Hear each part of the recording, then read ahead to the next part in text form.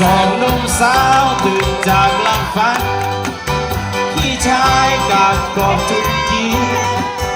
น้องสาวรับมีดกรีดยางเราสาวสนยางเราต้องไปตัดยางจักรยานพัดพาลมน้ำอบอุ่นกลิ่นสาไม่บอกพี่บ่าวกลมกลิ้งลมพรือน้องสั่นระริงลมพรือน้องสั่นระริงสองมือเจ้าหญิงไม่บอกให้พี่ช้าช้าหัดปะเต็งมันขาดตรงที่ริมเนื้อน้องนิ่มๆไม่ยุ่งรุงไตรตรองพี่ชายแอบมองน้องสาวพี่ชายแอบมองน้องสาว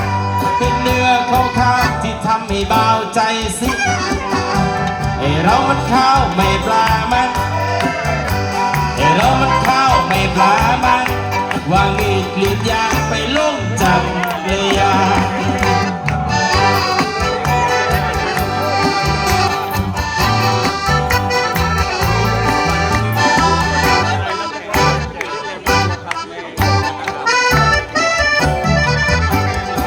จักรยานพัดพาลมน้ำอบอุ่นกลิ่นสาวไม่บอกพี่บ่าวกลมกลิ้ง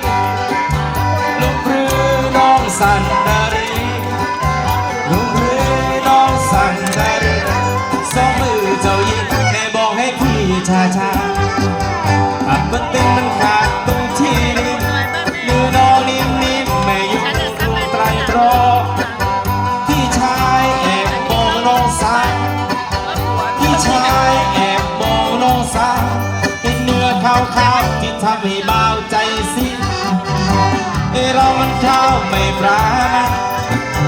มันเอเรามันข้าวไม่ปลามันวางมีดกรีดยางไปล้มจักรยาน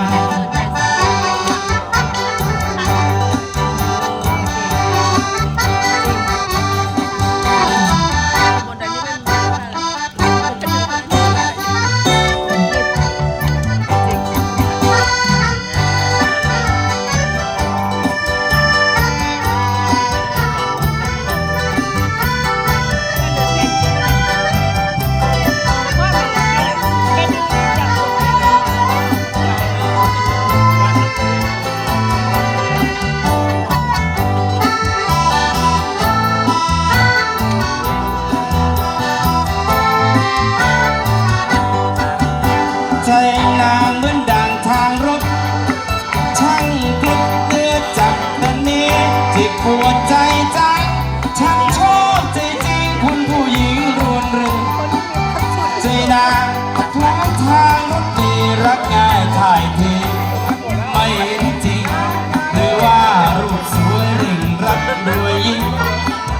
ใจจริงอยู่ในน้องนา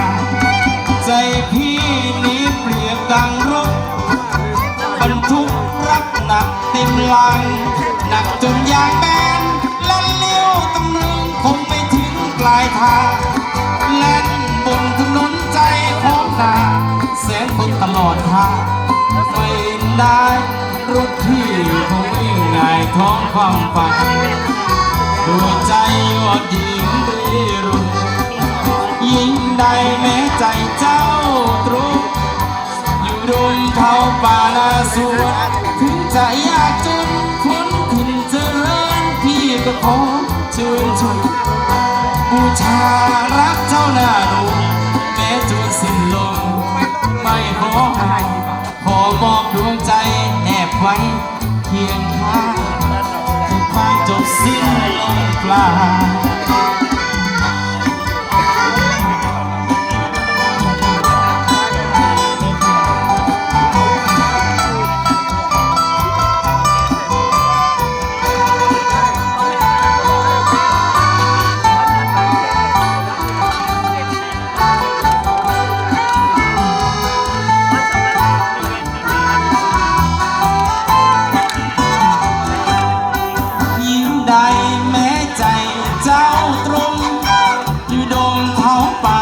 สวนถึงจะยากจนทุกถึงเจริญพี่ก็ขอเชิญชวน